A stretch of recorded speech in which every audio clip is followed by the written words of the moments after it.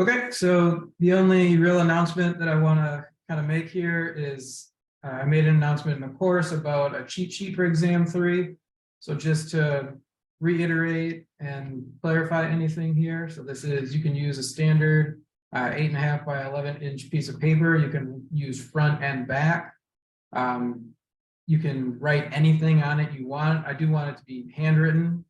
So you have to take notes that way. But again, you can put anything on it, definitions, activity practice problems. I highly encourage putting the equations on there. Talk about some of the assumptions of the equations, what the terms in the equations actually mean. But again, you can put anything you want on there and use it during the exam. I just ask that you show it to the exam camera at the beginning, just to show that it's a handwritten on the paper. Other than that, I'll go ahead and turn it over to the group. Anybody has specific questions about the cheat sheet or about exam 3 topics? Will there be like practice problems available before the exam for us to practice with? So there are, as far as in cog books, there are activities that have the practice problems. I do have 2 practice problems that I brought here that I want to bring up to the group at some point after we answer some questions. But outside of this and the activities, that is where you'll find practice problems. It'll be very similar to those on the exam. Okay, there are just some equations that I didn't see practice problems with, but I'll look back through the modules and let you know if I have any questions. That is a fair point. That's worth talking about. So I had other questions through email about this from students, like doubling time. If there's no activities that have the practice problem equations in cog books, you will not have to do those calculations on the exam. It might ask conceptual questions about those, but if there are no actual practice problems with it in the activity sections, don't expect to see the math on the exam. But if there are practice math equations, expect to see those types on the exam. Oh, okay, so like the rule of 70 thing or whatever, it like know the concept. Yes, yeah, that would be a good thing to know. Okay. And some of the assumptions that go in, because there is an equation with doubling time in cog books, but you won't have to calculate that, but you might get asked some conceptual questions about that equation. Like, does something about it matter or not? Okay. So knowing what the variables in the equation are would be important. Well, like knowing that they went ahead and they derived that from the exponential growth model equation or whichever equation, we don't need to know that much. No, you do not need to know in that depth where it came from. Okay. You might get a question showing multiple models and say, here's a scenario, which model is most appropriate for getting to the answer that it's looking for. Okay. I think I had more questions on like how exactly to apply those equations, because they started talking about it in some of the later topics and I just couldn't really figure how they decided on that. Like I think there was a question about which equation you would use for a population of sea turtles, because they are very long-lived and they do travel very far, but they do tend to kind of go the same paths, and it ended up not being the I think it was I think it's at the end of T11 that you're talking about. So is this like the cohort versus static method, I think? Yeah, it didn't really is that what it was? Yeah, it didn't really give like a very straightforward answer because it was literally saying it depends on how you look at it. So this is with the Blanding's turtles, I think, right? I think so. Yeah, so it said, yeah, which method do you think was used to construct this life table, the static method or the cohort method? Explain your reasoning. Here, actually, I'll just share my screen so you can, I don't have to, so we can visually see it together. All right, yeah, so it's this question, and then the instructor's feedback, I agree, was a little vague. But I think the point it was trying to make is there is no absolute correct answer. You could technically use either, but understand, a question with a little bit more instruction could say, here's a scenario, compare and contrast why each method could be good and why, each method could have shortcomings. So know the positives and the negatives and what kind of information you would need and what each one tells us. Like, remember, which one is a snapshot in time and one tracks the animal for the entirety of its life. And if this is a long-lived organism, why might tracking that organism for the entirety of its life be problematic? That'll That be makes literally sense. forever. Yeah, I mean, an animal, if it lives, I think down here on the data sheet, it shows they lived, what, 110 years? I mean, Something these like animals can outlive scientists. They're certainly going to outlive the scientist's career, right? So if I start a study and I get 20 years in and I go, well, I'm retiring, my project never ended. You could pass it off and continue it, but it would be like almost a generational thing.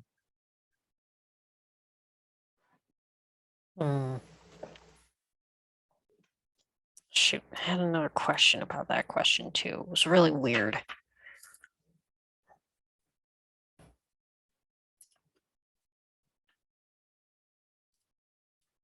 But it's pretty much kind of like the last exam, where if we can argue a point, then we will be okay, kind of. It will always be considered, and it might ask which one, if it asks like specifically like which one is better, then you have to make an argument in that direction. But if it says, it could say argue, the positives and negatives for both.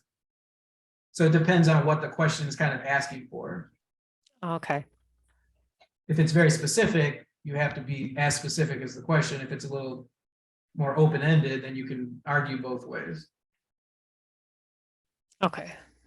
I mean, another way you could write that question, I would say, would be which method and why, and potentially you could pick one way and argue the strengths of it and argue the weaknesses of the other. But somebody could counter that. But if the question only asks one way, then you only have to go one direction. So kind of pay attention to the wording. Okay. I have a question about the matrix model. Sure. I'm kind of stuck on I think it's activity in T11 matrix model A. I understand, like I did like a low understanding, so I It's watched 12. some of the. Oh wait, no, I'm in T11 With the matrix models? Yeah, mine says module 3 cogbooks T11 age structure. I think. I'm probably incorrect on that. No, age structure, that Age structure is 11, but I thought the matrices were only in 12. Like that's when they introduced it. I'm on. Let me there is a reload this. T11 age structure, but that's not matrix models. That is yeah, I can share my screen again. With the age structure, that's these figures. Oh, okay. Oops, then mine is showing me the wrong thing. Hold on. No worries. I was clicking around a bunch. I think it's still activity A though. Yeah. The- 12A. Yeah, I think is it this one? Because I had problems with this one too. Yeah, I'm kind of like, I understand the concept of what the matrix model is showing, like from the other videos that they had, like from Khan Academy, but I'm really stuck on how to actually apply that knowledge in like a mathematical sense. Sure. So let me find so I made some notes on this that might be helpful.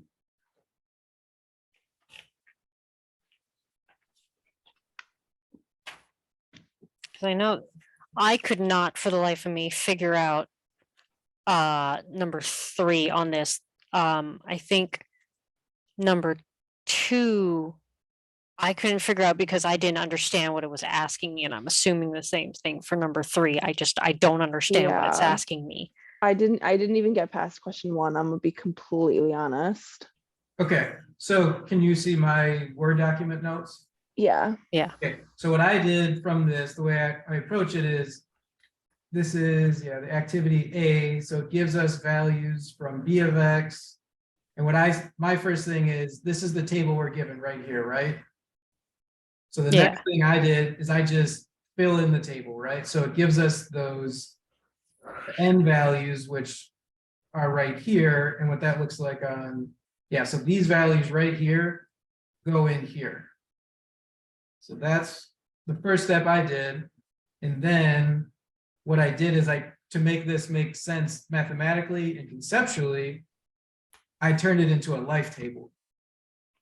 Because that's where the questions are coming from. And you can take the information from the matrix model and revert that into a life table, because we know the ages, right? It gives us N0 through N5, and it gives us the N values there. So we can just fill in this column. And we can even add a total, like the entire population is 304.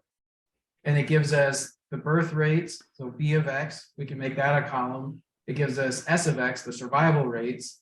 But what it's really asking us now is questions about how many new offspring or babies are born and what the adult survival is. So, and these are columns that we could fill in. And on the exam, this might be a good approach on the scratch paper, is you could, if you're given like this table, you might turn it into a life table and fill it in. And then for finding the new babies with using the information from the matrix table, that's this N of X times S of X, right? So we have N of X over here and the S of X values here. And what I did is I just calculated all those values. And I did the same thing for survival of adults. That's N of 0 times S of 0 here. Or sorry, I misspoke the first time. This was N of 0 times B of 0. So it's N and B and then N and S. And if we fill in, are we following what I was doing here? I want to make sure we're all on the same page. I'm like half following. Okay, so because these are the calculations to get the new offspring. And we're given birth rates and survival rates, and we can calculate the new offspring just using these equations from cookbooks, right? Right. Yeah, I think so. And then we can use the same thing by calculating the new babies by using this equation, just N times B of X. And I think what I'm more confused about is how how the table is being set up correlates to what the values are meaning. to what these values are meaning right here. Yeah, like so the top row on that is the birth rate. Yes, yeah, the top row in the matrix table is always the fecundity or the birth rate. And this just means, and this is correlated with N of 0, so newborns are not giving birth. Okay. Which biologically makes sense. And the second row is N of 1. 1-year-olds are also not giving birth in this population. It's the 2-year-olds that we finally see some birth. Oh, 3-year-olds are giving birth, the 4-year-olds and the 5-year-olds are all giving birth. And the same thing here, this is our survival rate. So N of 0 has a 94% survival rate. So newborns have a pretty high survival rate, but not the highest in the group. 1-year-olds have a 98% survival rate. 2-year-olds have a 98. 3-year-olds a 98. 4-year-olds 60%, and then 5-year-olds die. That's we don't see 6-year-olds in the population, so they don't actually survive. Okay, that makes a lot more sense. All right, now I know how they got that number for or Sure, how they got 10 for number 3. Okay. I just did I miss that somewhere in these notes? Like, because I could not for the life of me figure out what it was asking and where I was supposed to have picked that up from. So that would have come from this page, because this is where this is where I get the idea, where I went back to making a life table for the information to answer some of the questions. Yeah, but like I don't remember one where they were talking about calculating the new offspring produced by every or every age group, I think it was. That is this, these calculations here, and this is where it's linking the survival, like we just talked about, to the age groups. And then this sum here is gonna be the offspring produced, right? So it was in here, So that's the N times the B. yeah, because that's gonna be 50 times 0. So no, that would, yeah, the fecundity, the top row here. And because the top row has multiple values, that's why this top row has all these calculate, like all the individual calculations. And then with the zeros here, what they did is they just didn't include all the zeros. They just showed the only one that has a value. So the 0.5 times the 50. Because they didn't show 50 times 0, 50 times 0, 50 times 0, 50 times 0 for simplicity. That's why there's all this space here. They Yeah, could put that so in like the- I get this. It's just when in your table thing, I don't remember a part where they were like, oh, so if you multiply N of whatever year by B of whatever year, that's how you get how many offspring were produced that year. Or by that age group for T plus 1. I do think that it is in here somewhere, but I need to find it again. It probably is, but I think their explanations, Parsing it Are- out is just really, really hard. yeah, I think they're a little lacking. That's fair, because I'm having a hard time finding the explicit definition right now, so I agree with you. Where is it? Because I didn't just make that up. I got it from here in my notes. Must be.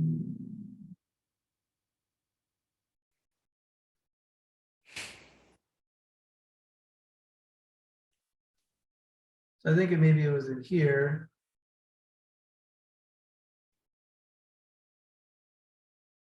So this introduces N of X, and it introduces the survival rate, the fecundity, and it explains where to put them in the table. But I don't remember them doing like that question in there was the first one there where they were like, how many offspring does this age group produce for T plus 1? So I think it's on that page that you're on. If you scroll a little bit down, it's like underneath one of the boxes where it kind of explains, but it just says, it literally only says the number of newborns would be as follows. That's all it says.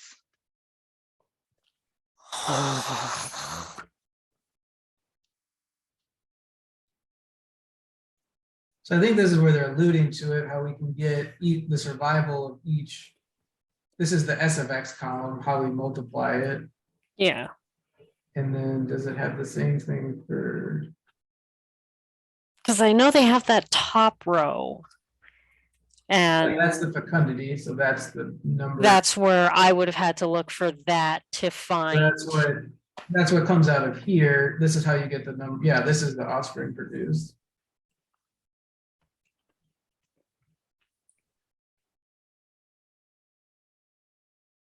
So why don't here, I don't know if this isn't, if we're not following the way this is set up, just let me know. It makes sense. It's just like I feel like I walked into this without knowing it.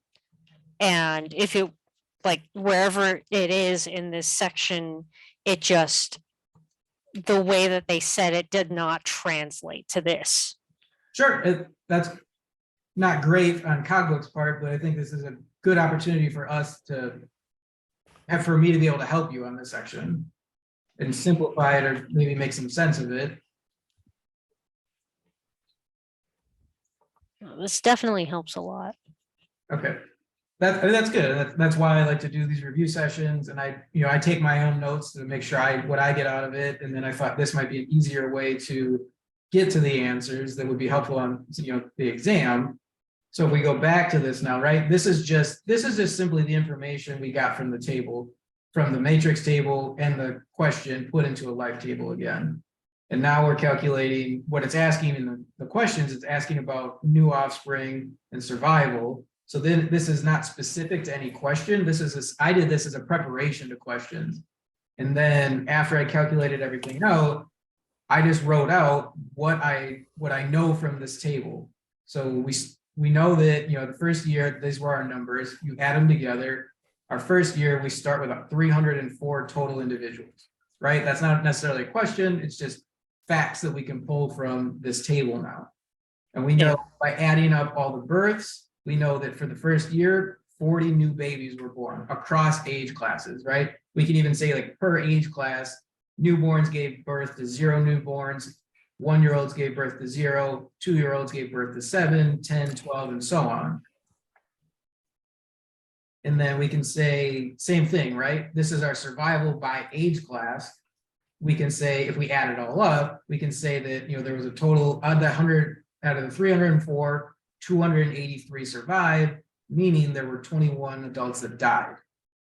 So the new population then starting year 2 is the 283 that survived, plus the new 40 babies gives us 320 total individuals going into year 2. And then today I posted an announcement with a link to this video. And the person does a really good job of constructing these tables from the matrix tables, and it, you know, does a good job of drawing on here the math, whereas here it's just kind of splayed out for you. They'll do it step by step. So I recommend, you know, going to the announcement and watching this video if you haven't already, to answer questions about these tables. Because now if we use this information and go to the questions, so I wrote these a little bit different too, to maybe word them a second way. So if we go to the questions, you know, it says, how many 3-year-olds would you expect in the population at T+1? Another way to interpret that is, how many 2-year-olds survived? And what that means, then we go to our 2-year-olds and their survival rate, and we get that information, which is 35. From up here, right, we have our 2-year-olds are 30, we have 35 of them, and their survival was 98. So we just multiply those two numbers together, and it's 34.44 or 34. Oh, okay. And then for number 2, you know, it says how many newborns or 0-year-olds would you expect in the population at T+1, so just the next year. So that's essentially just how many new total babies. And that's just then the sum of all the births, which is, if we do it, you know, 39.6, if we round it, it's 40. And then for number 3, how many of the newborns expected at time T+1 would be produced by individuals that are 3 years old at time T? Kind of a mouthful. Another way to word that is, how many babies were made by the original 3-year-olds? So we look at n of 3, that's 26, and their fecundity is 0.4, so 26 times 0.4 equals 10.4, but you can't have 0.4 of a baby, so we would say 10. Okay, that makes more sense now. Okay, good.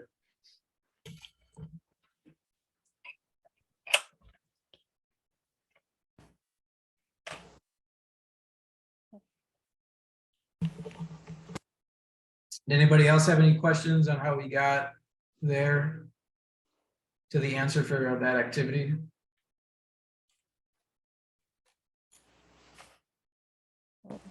Where is my?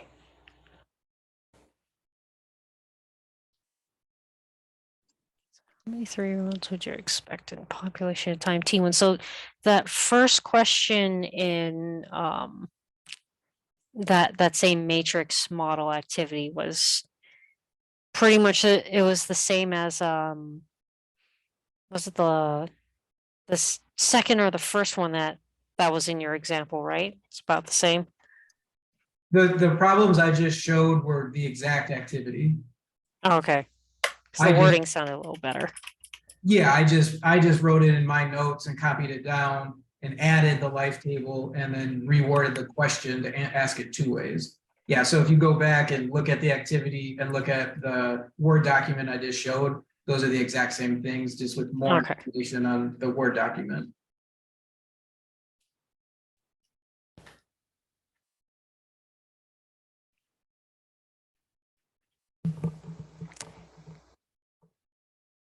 This is probably gonna sound weird, but like, are generally speaking, are we gonna be able, or are we gonna be asked to kind of convert the matrix model to a life table or vice versa, but we won't ever have to like, there's no way we can compile our own life table for a question on the quiz, right? You won't be asked to produce a life table. First, like you won't have to, it won't say draw a life table and fill it all in. Like that will not be a question. But the activity that we went over, you might see. Let me just use it visually. You might see this in a question, right? Given this matrix table and these numbers, you might get these exact style of questions. And for me personally, making a life table from this information was It'd be easy. pretty easy. Well, not easy, I shouldn't say, it made it easier for me to answer the questions. I mean, some people might be able to use this information, know exactly where in the table it is and do it in their head, and that's great. I'm not able to do that very easily. So for me, I wanted to write it all out. So if I had this on an exam, I would have by hand drawn out that life table, done the calculations, and then used that life table and the matrix table to answer the questions. Okay. It's a little bit, are we going to pull all the information from that life table? No, there might only be 1 or 2 questions from it, but having it all there has all the answers. You just have to know how to then pull it out of that life table to answer the question. Okay.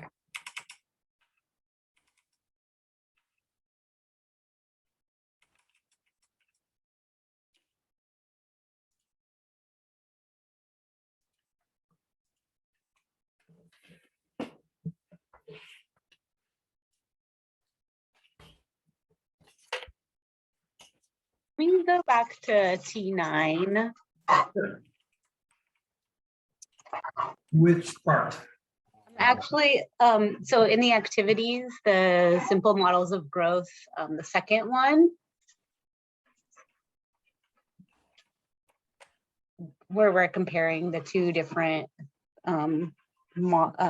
equations, the logistical.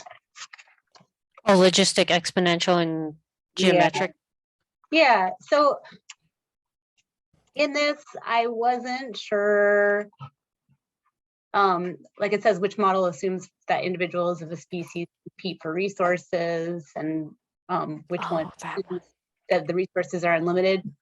I don't recall anything in the notes telling us anything about those, any of the answers to these questions. So can we go over them? Sure. So let's go with the first one, right? Which model assumes that individuals of a species compete for resources?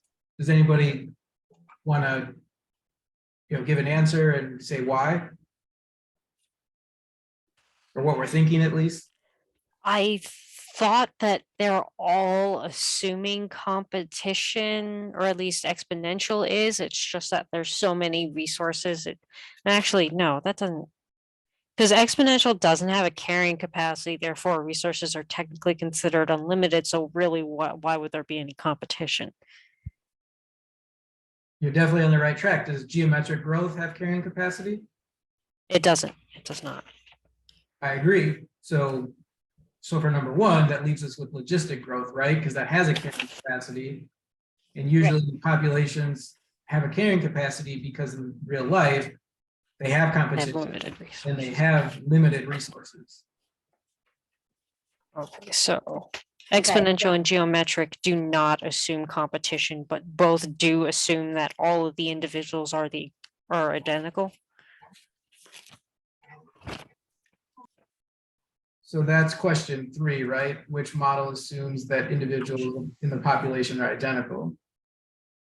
And the answer was both models, right? I think so. Yeah, the answer was both models, but I wasn't certain. That was the one that tripped me up the most. I was like, well, where did we learn that? I think they said it when they started talking about exponential. And I remember just very vaguely glossing over it when we started geometric. because I think that and where they went into logistic accounting for differences between individuals was where they were like, oh, that's why it's not like exponential and geometric or something like that. They went over it very briefly, I think. Yeah, for each of the models, they do talk about some of the assumptions. And some of it is, if we think about what the model tells us, we can derive some assumptions from it too. Right? If we are growing exponentially, do we have any reason to think that there's limited resources? Right? We would No. obviously no, because, and then we say in the logistic growth, what's the evidence that there are limited resources for that model?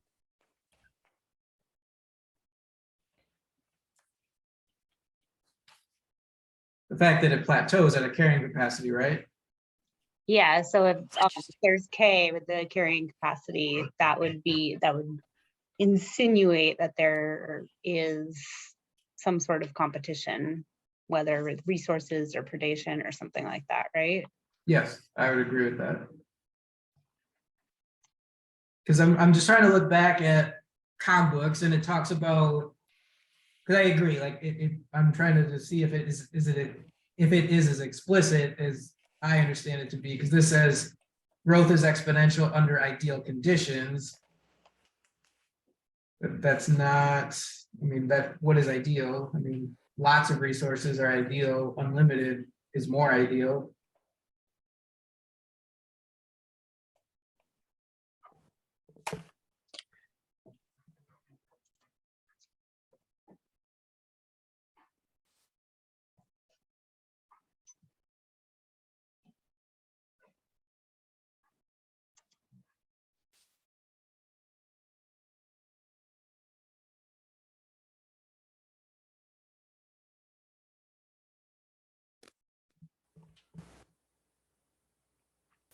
Oh, just off topic. I think this reminded me of someone was asking early in the Discord about I don't remember what question was. I never found out, I think, but they were saying something about how they could not get log e to the second power to equal whatever number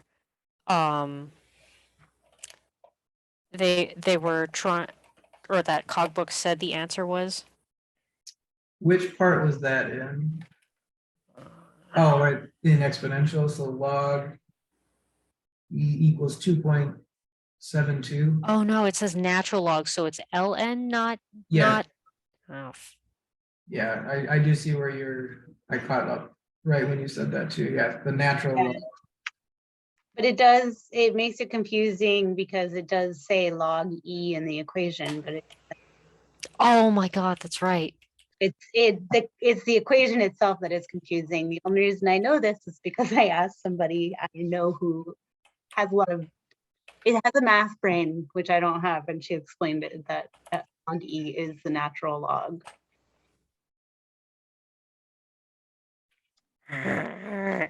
Is correct. Yeah, I agree.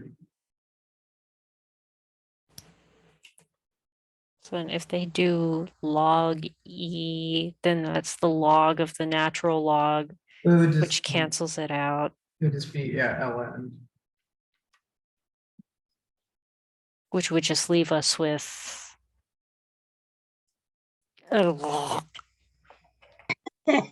Yes, my sentiments exactly. just a lot of So in the exam study guide, one of the things it said calculate the doubling of population is something that we would need to know, but you said we don't need to know that. Yeah, I'll tell you, you will not have to calculate doubling time.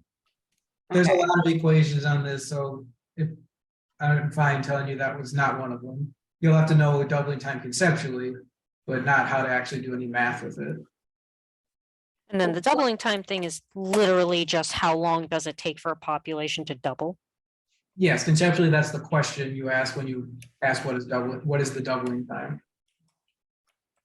Can you explain the positive density dependence? Does anybody want to take a shot at that? So yeah, so positive is as the population density increases, so does the population growth, right? Is that correct? And that's because generally you're starting with a really small population, whether it's plants or animals. So there's resources and there's like a lack of competition with that small population. Yeah, I would agree with that. Anything anybody wants to add or? I know they were talking a lot about the cons or the negative effects of uh, positive population dependency. It was something like because the population is so small, if there is a disproportionate amount of males to females, that will slow their population growth rate because of the lack of available mates, which could potentially lead to inbreeding and kind of just shrinking their genetic pool. Yeah, they run the risk of a bottleneck effect or having low genetic diversity, absolutely. And because, you know, in organism, animals and plants, the female is the one that's the limiting resource for reproduction. If you, like, as you said, if there's more males than females, that could lead to a lot of competition, which could inhibit reproduction and slow it down. So if the birth or the sex ratios shift away from like 50-50, if there's more females, it could grow faster because one male can make multiple females, but you know, multiple males cannot successfully, you know, mate a single female. They can, well, they can, but they all can only do it one at a time. She can only give birth to like one litter at a There'll time. only be so many offspring. Yeah, you have to wait for her cycle to finish and give birth to for her to be able to do it again. So just for random explanation, like say it was a turtle and the temperature of the eggs can change the sex, right? Like that can have an influence on what the sex of the hatchlings are. Yes, So and say some climate change, yeah. So say there's climate change and the temperature is such that you're mostly having male populations and it's in an area where the turtles like aren't traveling a long distance, that could eventually lead to extinction of that population. Yeah, it could absolutely lead to, definitely could start with local extinctions if it gets warmer on some, you know, habitats. Those might go extinct if they're all males eventually, and if it, you know, throughout the entire habitat, if it reaches a certain temperature, it could cause extinction. Now, there's some evidence that organisms might be adapting by, you know, the females might be digging deeper to, you know, be in cooler habitats potentially, but there's limited evidence for that. So it's definitely a risk that, you know, if that's the case, that could happen, that they go extinct. Sure wish we could all be a clownfish. Right. So, okay, so if we have positive density dependence, once it hits carrying capacity, does it become negative? Many populations can start as positive density dependence as it's growing and then kind of plateau and turn into the negative density dependence. So, Okay, and when they hit carrying capacity is usually that tipping point. okay.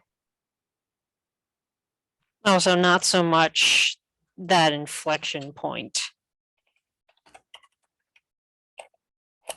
Because an inflection, or for the logistic growth, it said the inflection point is where the growth rate begins to, or it's the highest point, but that's also where it becomes, or it begins to slow down, which is when they approach carrying capacity.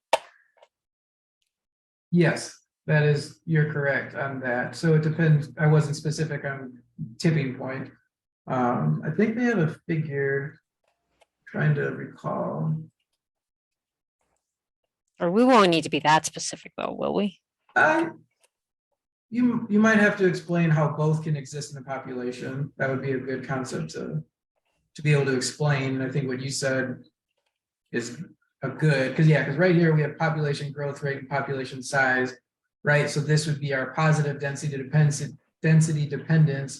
And that inflection point, as you pointed out, is when that rate is the highest and then starts to regress and become lower. And then this would be kind of our carrying capacity right here. And this is where we switch then to the negative density dependence. And you can have fluctuations where it would go back to positive, hit that carrying capacity and back to negative. Like this is just, you know, one possible example. So I think there was that one, I don't know which module it was that had the different, where it had the different, where it broke carrying capacity and had the different levels of oscillations. Because that would be similar. Oh, the density dependence one.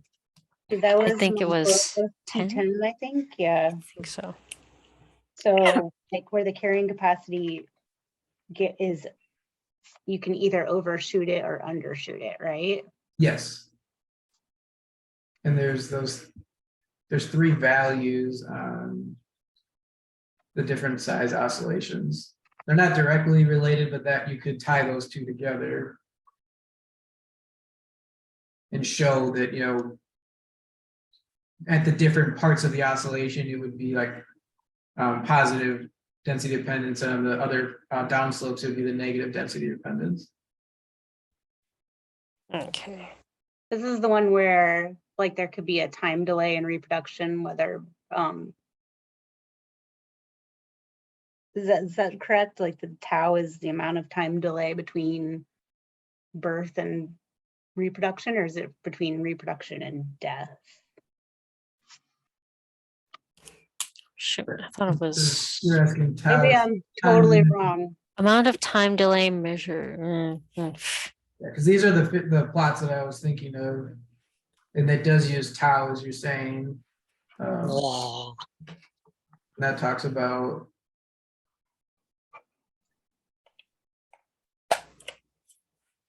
Where does it define tau exactly? I think just it's like, towards the top. now I'm forgetting, but what I have written in my notes is that it Oh, is it? resolves Wait, the amount of it's. time delay. We begin by defining the amount of time delay as tau, which is the Greek legend. Yeah, you're right. Time delay. Here, I thought it was going to tell me something.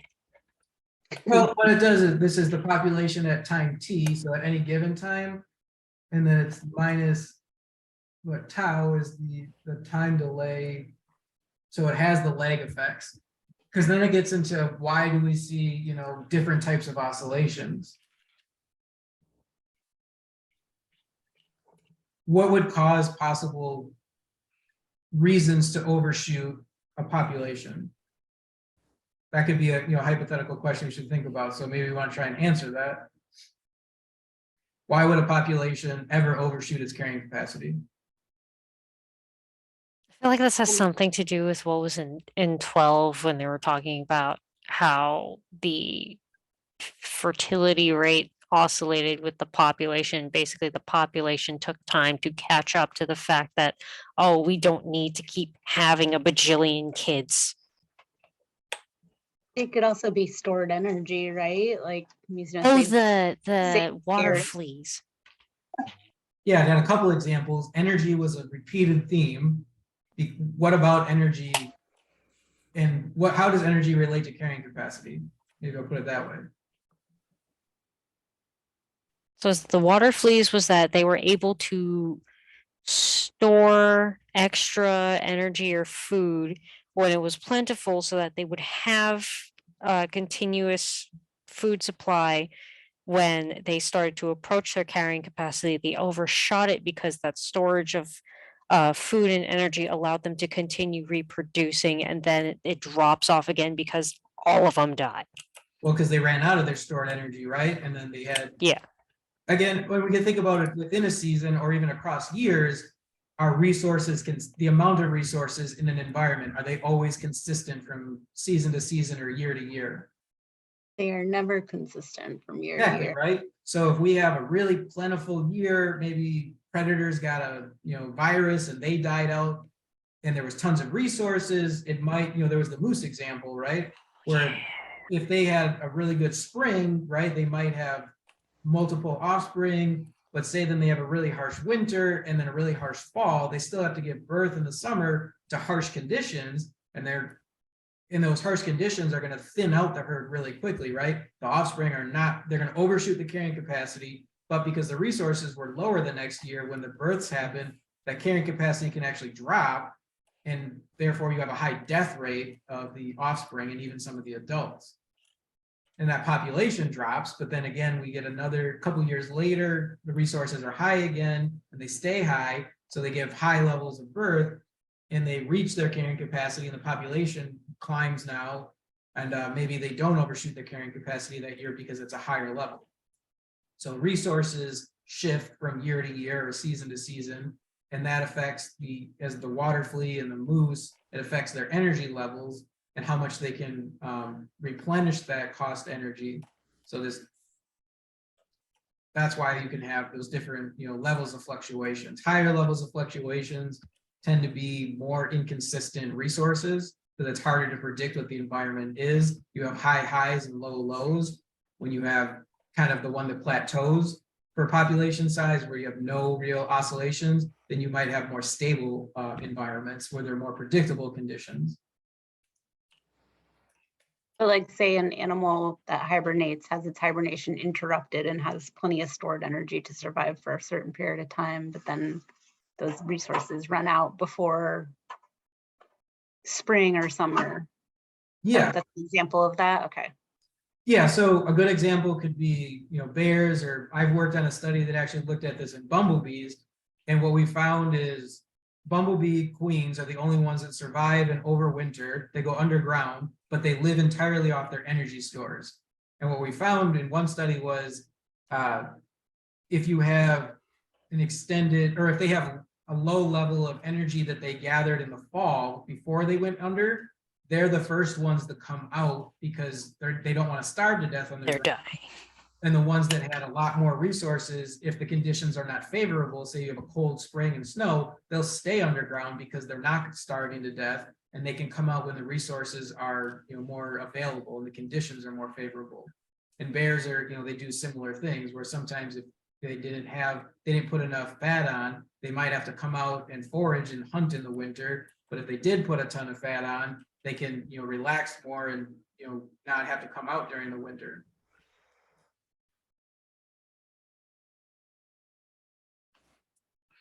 Bears have the advantage if they can find food, like they can dig up grubs or they can be a predator and kill other animals to eat, whereas bumblebees are a lot more limited. If they come out and there's no flowers, they're going to come out and look, but they're going to starve to death anyways because there's no food for them, no pollen. No.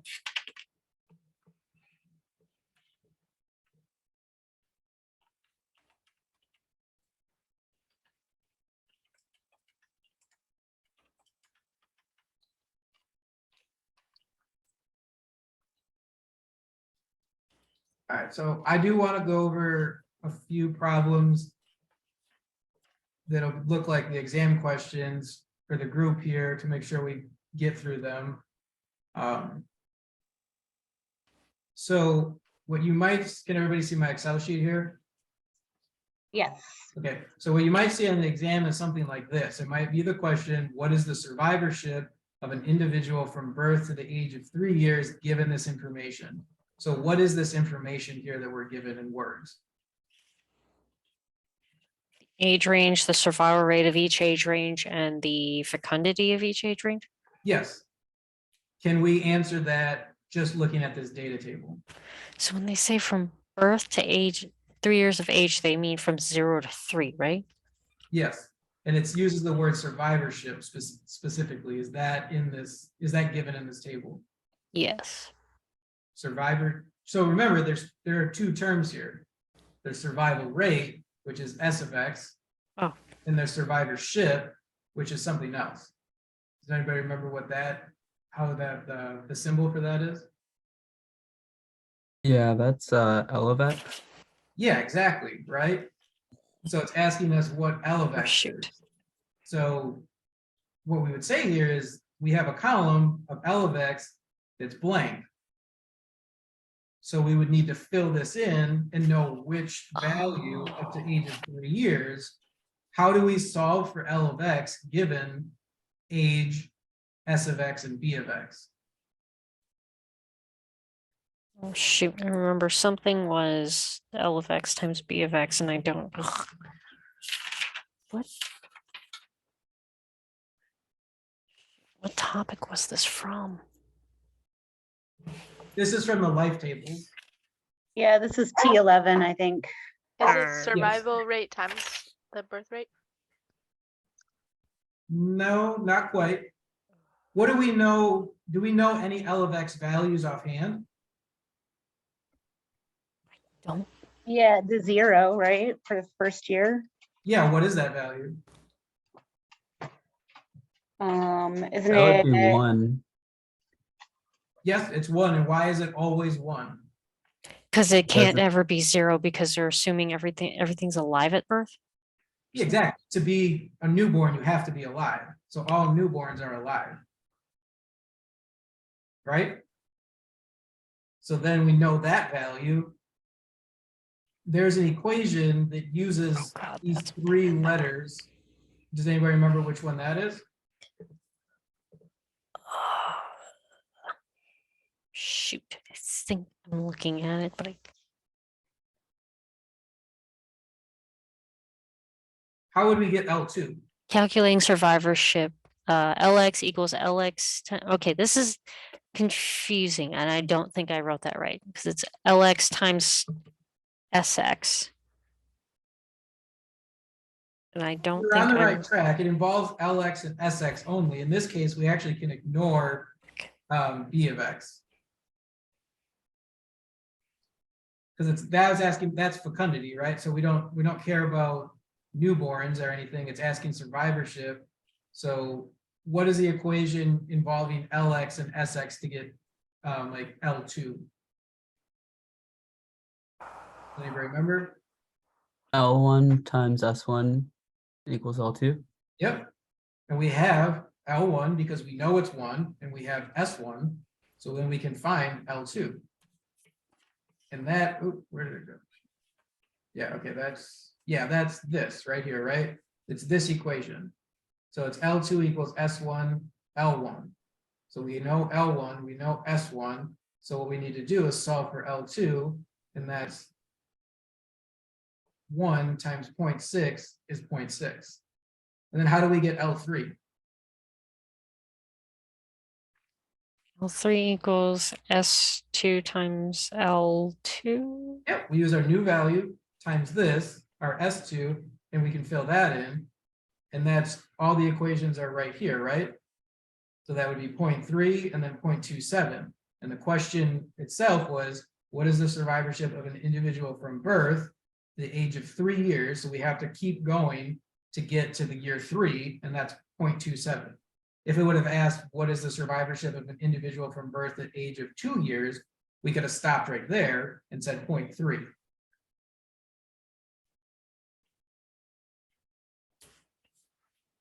Does this make sense on how we got, how we had to answer this question? It's kind of a roundabout way to get there, but it's the fact that it's asking us to know the equations and how to derive unknowns from knowns. Yeah, This that makes this sense makes to me. sense. Okay, are there any questions on this? So I have one more that I'll show. Nope, I'm good. Okay, so the second one, here's the question. So which value equals the annual survival rate of 4-year-olds?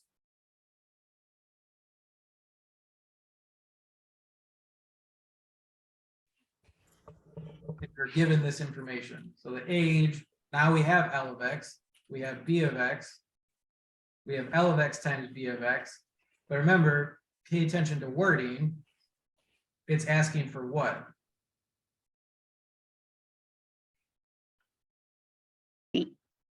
Survival rate each year, right? Not overall.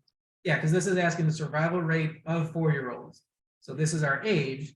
We want to know, from this table, do we have a survival rate?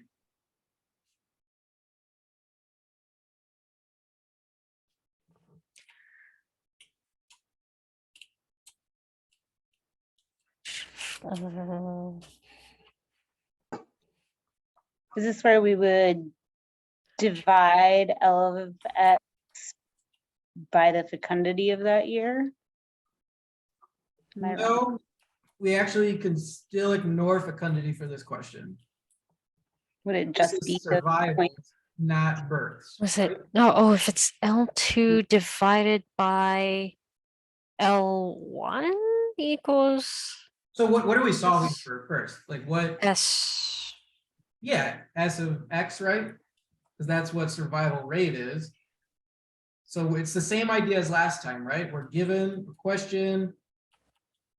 And now the S of X is the missing variable for the, so the first step is recognize what is the question asking for, right? It's asking for survival rate, which is S of X, and we don't even have that column given to us. So we have to make a new column, S of X, but we are given values of L of X, and we can use the same equation as last time, right? Because we have L1 and L2, but we don't have S. So we can use this equation. We just have to organize it or rearrange it a little bit different because we're not solving for L2 anymore. We're solving for S. And the way to do that is right here, where we can fill in our values. So we have 0.6 equals S1 times 1. But now we have to divide. We have to, so solve for S1, we have to move the 6 1 divided by over. So that's 0.6 divided by 1 would be 0.6, right? And then we can do the same thing from the values from the table. We have L3, and now we have L2, but we don't have S2. So we have to move that over again. S2 will equal to 0.56 divided by 0.06. So we have this divided by, these values over here. And then you use the next two, and the next two, and then the next two, and then just go back to, it's asking for 4-year-olds. So we can stop right here. I mean, I went all the way through and did 5-year-olds to find it to be 0, but it asked for this value right here, which is 0.5. Are there any questions on how we did this, or is it not clear? Can we use Excel spreadsheets for this exam? I think most of us were not expecting it to be that easy. I don't see a problem with using an Excel spreadsheet because, again, HonorLock it sees the screen. So if you have a filled out Excel spreadsheet ahead of time, it'll flag it. But if you have a blank one and want to do calculations that way, I'm fine with it. Oh, that would be awesome. That's how I do most calculations, is in spreadsheets. Because to me, all Excel is doing is combining scratch paper and a calculator. And it's easier to organize for. Oh, so like if you plugged in the formula and just started punching in numbers. Yeah, but you have to know the formula is my point. So yeah, Yeah. I don't have a problem with using Excel. It just shortened it. It's a shortcut, right? Because it allows you to populate the formula and then just auto populate the rest of it. Yeah. Yeah, and as long as you know how to auto populate it, like you have to remember that part. So yeah, that's fine. I think I'll just caveman it on a piece of paper because I don't know how to Excel. And that's completely fine too, right? I mean, we have multiple options how to do this. So.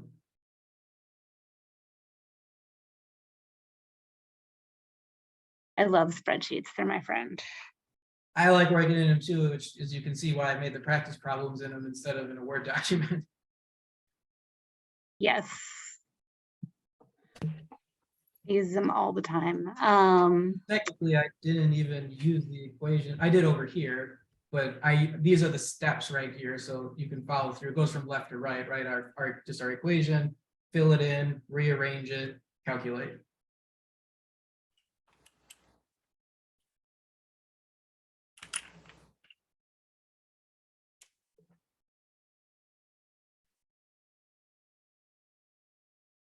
Oh shit, there was something else I was gonna ask. And I'll field a few more questions tonight. I do have to get going in a little bit, but I will have another office hours on Tuesday before the exam yet. So we can, if anything else comes up or we don't get to everything tonight, I'll be available again. And if you can't make it that Tuesday, please email me any questions you have, and I will make sure to go over them during office hours that, we will be made available afterwards. But if anybody has a couple questions, we can continue for a little bit. No, this was very helpful. I am going a little crazy. I can't find the office hours recordings after it's posted. Like, am I looking in the wrong place? You have not been able to find them to date? Yeah, I'm 99% sure I'm just not looking in the right place. They're in Yes. module 0. Yeah, so if you Yeah, I'm not looking in the right place. if we go, we'll just do it together again. Here, you can all see my screen, right? Yeah. Okay, so you go home, right? You go into the modules tab. This is module 0 right up here, the welcome, meet your TAs, but then it's this link right here, virtual office hours. You click on that, Oh, okay. that has a link to all the videos by date. I am 100% not looking in the right place. I'll also post a link to them in the Discord chat because somebody else had this question, and I'll just post a link to or instructions to where to find them. Okay, I appreciate that. The more information we share, I think the better on here. I feel bad. I did not mean to make them difficult to find, but I don't think in the last office hours, but I guess if you can't find them, it's not helpful in office hours, so never mind. I mean, I thought you said it and I couldn't remember where, so I thought I could just figure it out myself, but evidently not. Well, better now than after the course is over, so All right, thank you. no problem. Yeah, thank you, Travis. Definitely. Any last question or two? I'm sure I'll have more on Tuesday, but thank Oh. you. This was helpful.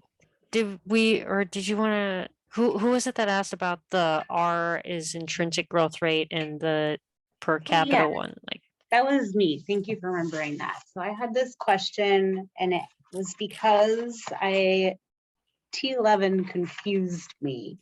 When you get to, when they start talking about the lambda versus R and intrinsic rate of increase, they made it seem like lambda and R were interchangeable, but they're different, right? One's intrinsic growth rate and one is like growth rate over 1 year, so per capita.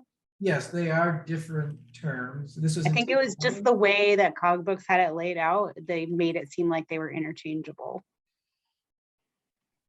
There are ways to convert from one equation to the other that Cogbooks like to do. You will not have to convert any of the equations on the exam.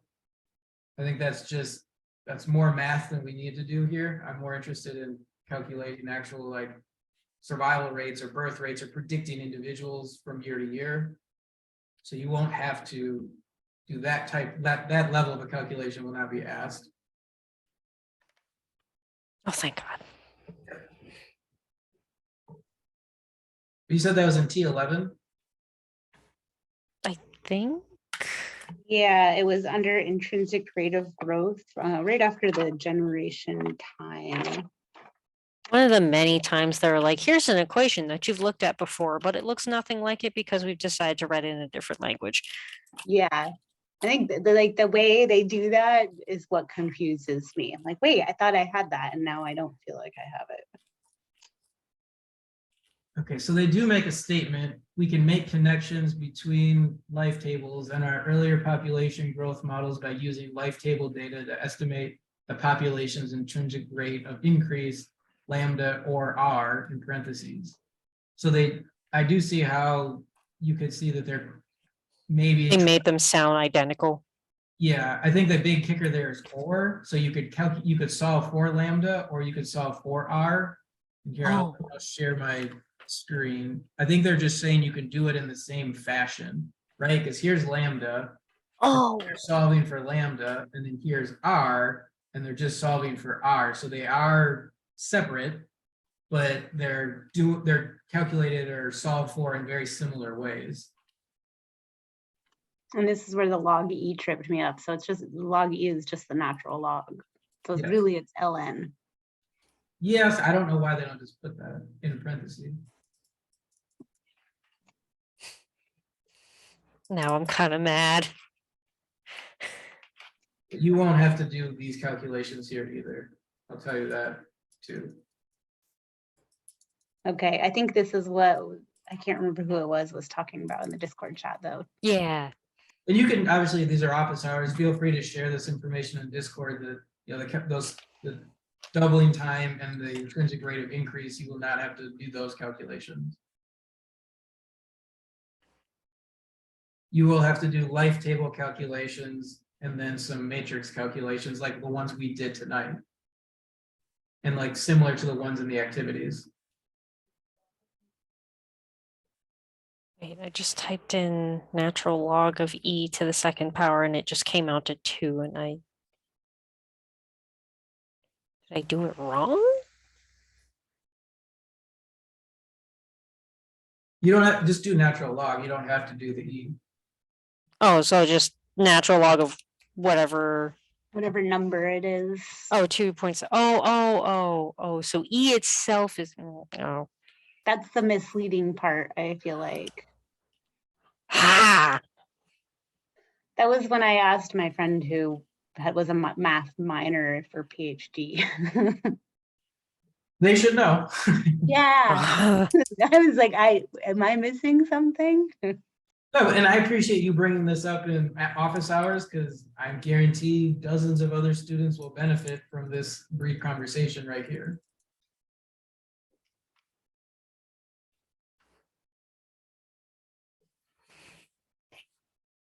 Okay, that explained a lot. All right, so we good on that? This is a good stopping point for everybody. We can pick up on Tuesday? Or through I email. reckon so. Yep, I'm all set. Thanks, Travis. Yep, Thank no you. problem. Yeah, likewise. Thank you. You're welcome, and thank all of you again for coming and facilitating the discussion. So I think this was a good office hour again, and I will be around or through email or see everybody on Tuesday. Good night. Good night. Night.